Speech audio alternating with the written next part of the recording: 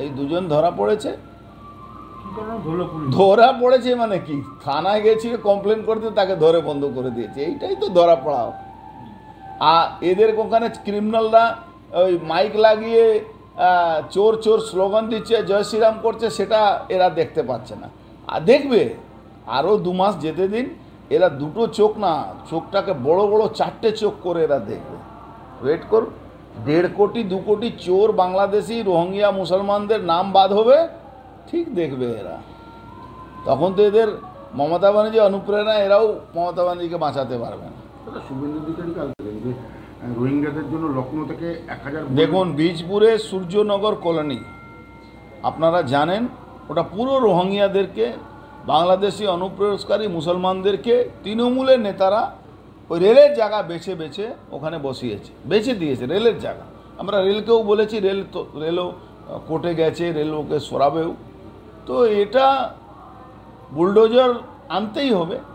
ভারতবর্ষের মধ্যে ভারতবর্ষের নাগরিক থাকবে, ভারতবর্ষে তো বাংলাদেশি লোক এসে অনুপ্রবেশকারী রোহিঙ্গা তো থাকতে পারবে না। হ্যাঁ, হিন্দুদের জন্যে বাংলাদেশ, পাকিস্তান, আফগানিস্তান থেকে হিন্দুদেরকে আমরা এখানে শরণ দেব, এখানে তাদেরকে নাগরিকতা দেব, তাদেরকে শরণার্থী হিসাবে নিয়েও আমরা নাগরিকতা দেব।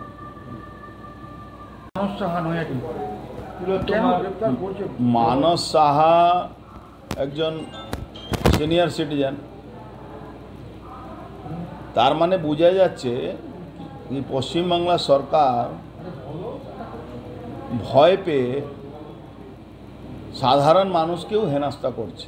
প্রত্যেকটা কেসে ওই আদার্স 25, আদার্স 20 এইসব বলে রেখেছে, আর কিছু কিছু লোককে ধরে ওই কেসে ঢুকিয়ে দিয়েছে, যেটা করছে। অথচ মানসবাবু মতন লোক কোনো ঘটনাতে জড়িত নেই। হ্যাঁ, নিশ্চিতভাবে তিলোত্তমা যে প্রতিবাদ হয়েছিল নবান্ন অভিযানে, সে উনি গেছিলেন, নিশ্চয়ই গেছিলেন। উনি বিজেপিকে পছন্দ করেন, তিলোত্তমা মায়ের ডাকে, বাবার ডাকে উনি গেছিলেন। বিজেপি হলেও এই আন্দোলনটা তো তিলোত্তমা মা বাবা ডেকেছিল, বিজেপি তাকে সমর্থন করেছিল, গেছিল। আরও একটা টান আছে আমাদের ব্যারাকপুর শিল্পাঞ্চলের মেয়ে, যেরকম নান্টু ঘোষ আর ওখানে যে চেয়ারম্যান যাকে বানানো হয়েছে তারা জোর করে বডি পুড়িয়ে দিয়েছিল, এটা বহু মানুষ মেনে নিতে পারেনি। সোমনাথ না মেনে নেওয়ার জন্য এই আন্দোলনতে হাজার হাজার মানুষ ব্যারাকপুর থেকে গেছিল।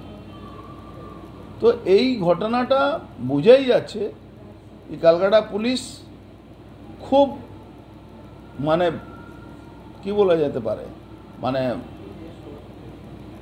জেনে শুনে মমতা ব্যানার্জি অনুপ্রেরণা এই গ্রেপ্তারিগুলো করছে। কিন্তু ক্যালকাটা পুলিশ জানে না কি এটা কলকাতা না, এটা ব্যারাকপুর। ব্যারাকপুরকে মঙ্গল পাণ্ডের জায়গা, আন্দোলনের জায়গা, ঋষি বঙ্কিমচন্দ্রের জায়গা, এই জায়গাটাকে এই পুলিশ কমিশনার যে কলকাতা পুলিশ আছেন, তিনি ব্যারাকপুরে পুলিশ কমিশনার ছিলেন। এই জায়গাটাকে উনিও বুঝতে পারেননি।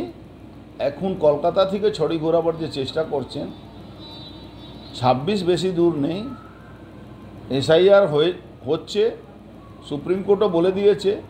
আর চিফ সেক্রেটারি গিয়ে ওখান থেকে যা উপদেশ শুনে চলে এসছেন, স্বীকার করতে হয়েছে কি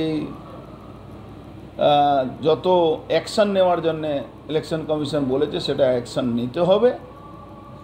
তার মানে বুঝতেও হবে, তার মানে হলো পুলিশকেও বুঝতে হবে এই মমতা ব্যানার্জির দালালিটা বন্ধ করে ন্যায় অন্যায়টাকে বিবেচনা করা। অভয়া তিলোত্তমার মা বাবার উপরে হামলা করলো, তার এখনও তদন্ত চলছে, আর বাদবাকি তদন্ত হয়ে গ্রেফতারি চলছে। অদ্ভুত একটা নির্লজ্জ পুলিশ আছে কলকাতা পুলিশ, যেটা এই কাজটা করছে। টোটালি মমতা ব্যানার্জির নির্দেশে এইসব হচ্ছে, মমতা ব্যানার্জির নির্দেশ দিয়ে এইসব কাজ করাচ্ছে। বেশি আছে না, পুলিশ কমিশনার ব্যারাকপুরে ছিলেন, ভালোবাসাটা বেশি আছে। এই যে এখন কলকাতা পুলিশ কমিশনার আছেন মনোজ বার্মা, তার এখন উনি তো ব্যারাকপুরে ছিলেন, উনি ব্যারাকপুরটাকে জানেন। তো ভিকটিম যেরকম হয় না, মানুষের যে কি হয়, একটা বদলা নেওয়ার একটা অভ্যাস আছে।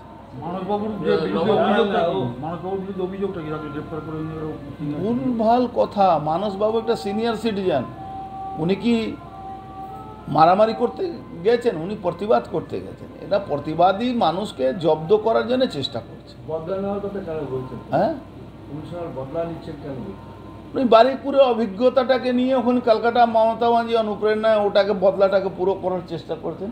উনি তো এখানে তো দেখে গেছেন উনি এখানে কি করতে পেরেছিলেন।